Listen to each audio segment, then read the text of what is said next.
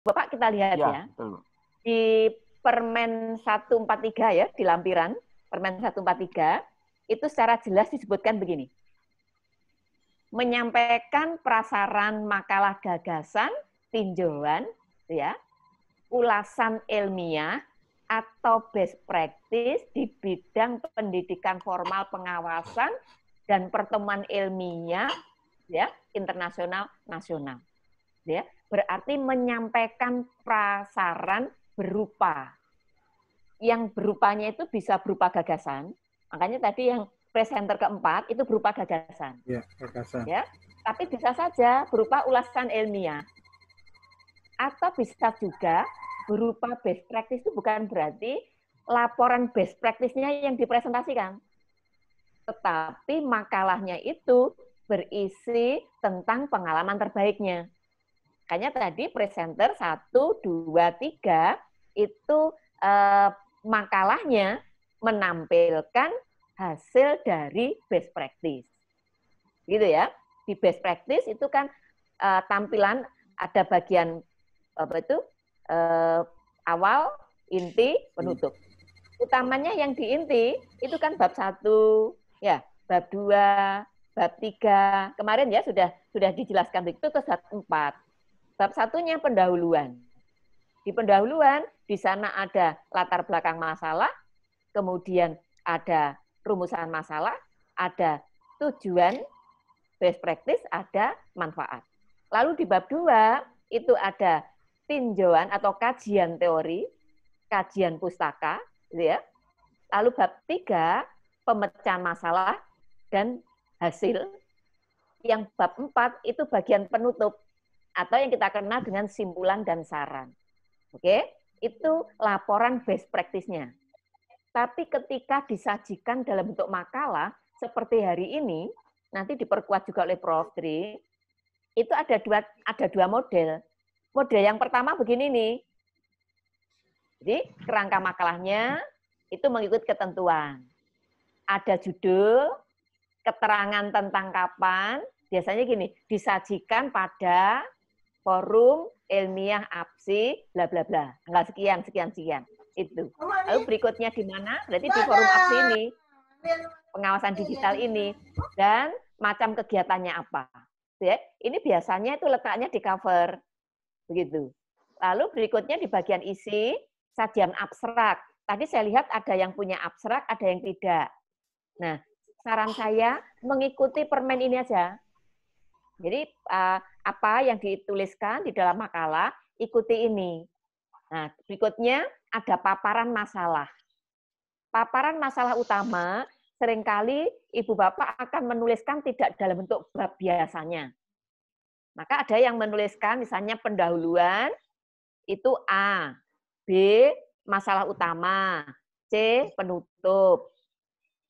Di pendahuluan, di situ berupa alinea demi alinea yang memaparkan tentang masalahnya, mengapa masalah itu diangkat. Kemudian masalah itu diangkat itu korelasinya dengan apa, kaitannya apa, barangkali dikaitkan dengan tugas pengawas, dan lain-lain, sampai kepada menuju kepada permasalahan utama. Begitu. Nah, beberapa makalah kemarin itu menggunakan model ini. Jadi pendahuluan masalah utama itu dengan pembahasan biasanya. Kemudian yang ketiga itu adalah penutup berupa simpulan dan saran itu. Nah, yang disimpulkan itu menegaskan kembali cara menyelesaikan masalah. Masalahnya di mana? Masalahnya yang diceritakan di latar belakang tadi, dan lebih lagi dikerucutkan pada masalah utama di bagian yang B. Itu model yang pertama. Yang kemarin sudah banyak dilakukan di putaran 1, putaran 2. Nah, sekarang di putaran 3, tadi saya perhatikan ada beberapa variasi. Nah, variasinya selain yang saya ceritakan ini, seperti yang ada di permen ini, itu ada juga yang variasinya dibuat bab. Babnya 1, pendahuluan. Isinya apa? Ada latar belakang, seperti biasanya. Kemudian di bab 2 itu ada kajian teori, kajian pustaka. Di bab 3 itu ada pembahasan. bab 4 itu penutup, yang tidak lain adalah isinya simpulan saran. Berarti dua model ini itu sebenarnya bisa dipakai sebagai tuntunan atau sistematika penyajian makalah. Jadi mau seperti ini tidak apa-apa diwadahi. Mau dipaparkan tadi seperti Pak Fikron ya. Pak Fikron tadi itu disusun bab per bab. Karena Pak Fikron ini background-nya selain guru itu juga dosen. Biasanya di dosen, di perguruan tinggi, itu disusun bab 1, 2, 2-nya itu di kajian teori tadi, atau kajian pusaka, kemudian di bab 3-nya itu pembahasan, baru di penutup. Begitu Ibu dan Bapak, pertanyaannya teman-teman tadi arahnya ke situ semua. Tapi secara substansi, menurut saya hari ini lebih baik daripada yang kemarin.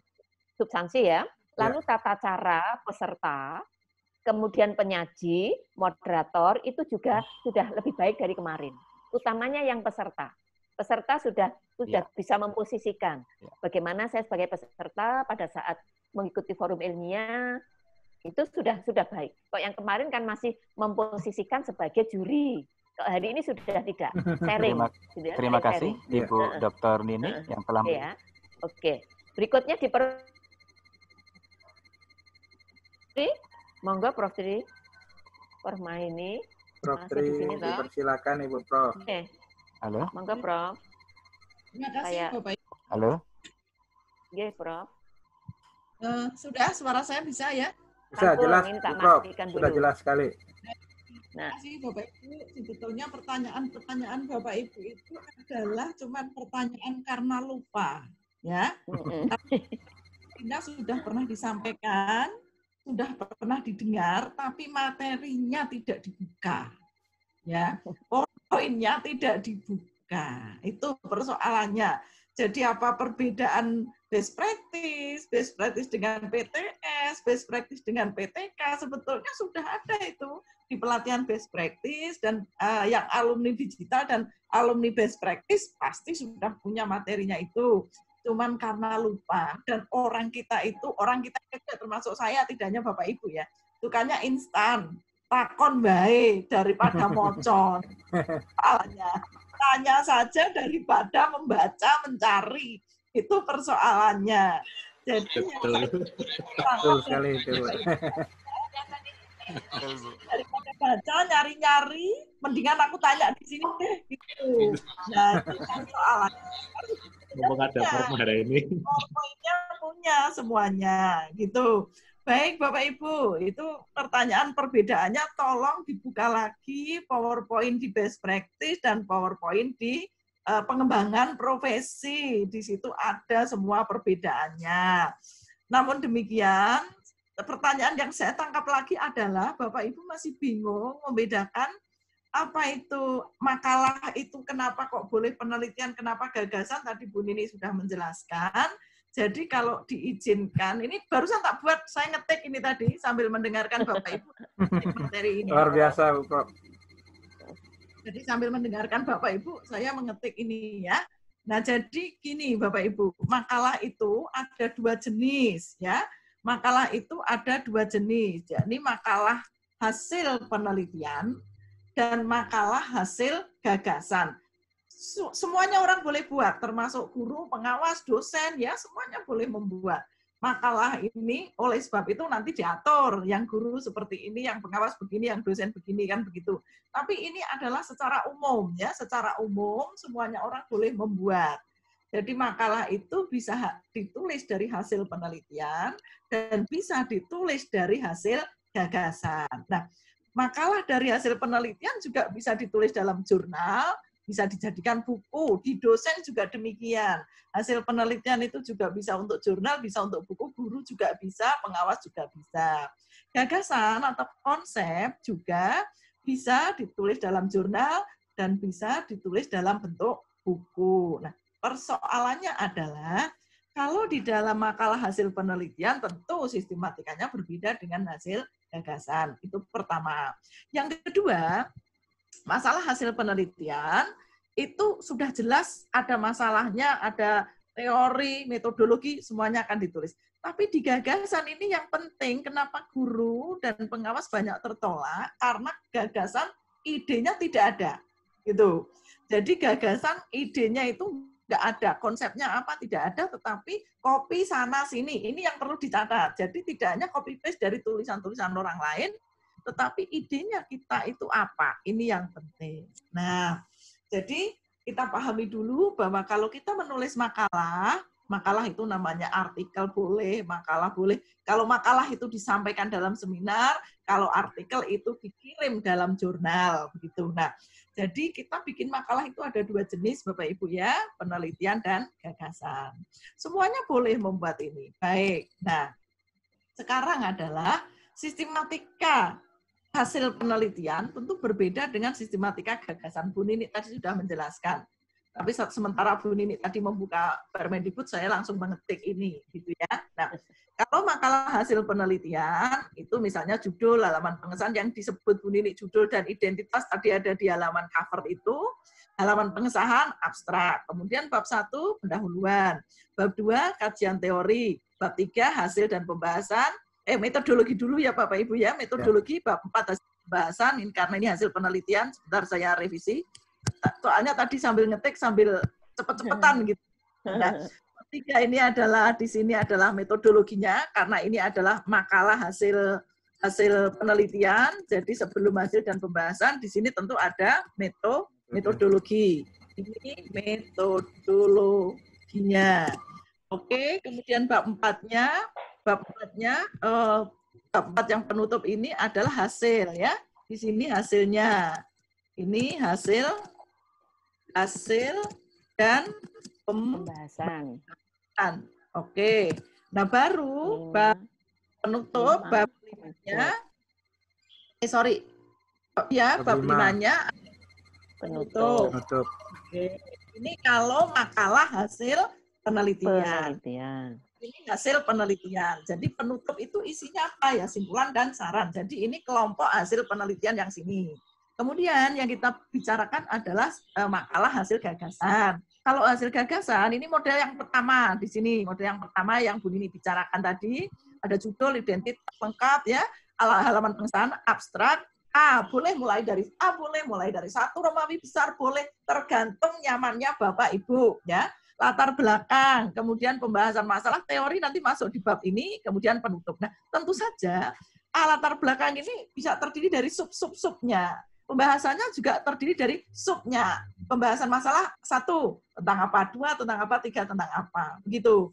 Nah, model yang kedua seperti ini, judul, halaman pengesahan, pendahuluan, kajian pustaka, teori, 3, pembahasan masalah, 4, penutup. Nah, yang mana yang bisa diakui angka kredit? Semuanya diakui, ini model 1 dan model 2 boleh. Kenapa? Kemarin saya bilang pada teman-teman host, teman-teman narasumber dan coach ya, ketika kita rapat bahwa kebanyakan teman-teman di daerah itu nanti akan mengundang narasumber yang belum tentu dari kita. Narasumber itu biasanya nanti dari dosen perguruan tinggi. Kalau dari dosen perguruan tinggi nanti kebanyakan menyampaikan model yang kedua. Ya, kebanyakan model yang kedua. Tetapi kalaupun di dalam Permendikbud itu adalah model 1 yang sini, yang tengah ini, maka akhirnya kami tim penilai akan mengakomodir dua-duanya, baik model 1 maupun model yang kedua. Kira-kira itu saja yang saya tegaskan. Mudah-mudahan Prof. Ya. Rezekinya untuk putaran ketiga. Iya, rezeki untuk putaran ketiga. Iya. Jadi kira-kira itu yang bisa saya sampaikan. Terima kasih Bu Nini. Prof. Ya, terima kasih. Ya, saya kembalikan lagi ke teman-teman. Ya, terima kasih Bu Nini, terima kasih Bu Prof. Tri. Betul-betul hari ini rezeki bagi rekan-rekan yang hadir pada forum ilmiah hari ini, jadi mendapatkan penguatan dari Prof. Tri. Mudah-mudahan dengan penguatan ini, untuk tahap berikutnya makin banyak karya makalah yang masuk. Iya. Sehingga paparannya semakin bagus. Jadi demikian. Bapak Ibu, sekali lagi terima kasih untuk Bu Nini, terima kasih Bu Prof. Tri Marhaini. Saya Ngakan Putu Suarjana, pengawas SD Provinsi Bali. Mohon maaf kalau selama mengantarkan diskusi kita pada forum ilmiah kali ini. Ada hal-hal yang kurang berkenan, tapi mari kita ambil sisi positifnya, manfaatnya. Banyak ide yang disampaikan oleh rekan-rekan pengawas, baik berupa ide, gagasan maupun best practice yang sudah dilakukan. Mari kita jadikan satu inspirasi untuk kita terus berbuat di masa pandemi ini. Terima kasih juga untuk Ketua APSI Pusat, Pak Agus Sukoco, yang sudah menggagas, menginisiasi kegiatan-kegiatan ini. Terima kasih. Kita akhiri kegiatan ini. Bu Rini, selamat datang kembali, Bu Rini. Iya, baik Bapak. Iya, terima kasih Prof. Tri Marheni, Bu Nini, masukannya luar biasa. Saya semakin, apalagi teman-teman semua ya, semakin mantap, semakin berani untuk tampil di forum ilmiah berikutnya.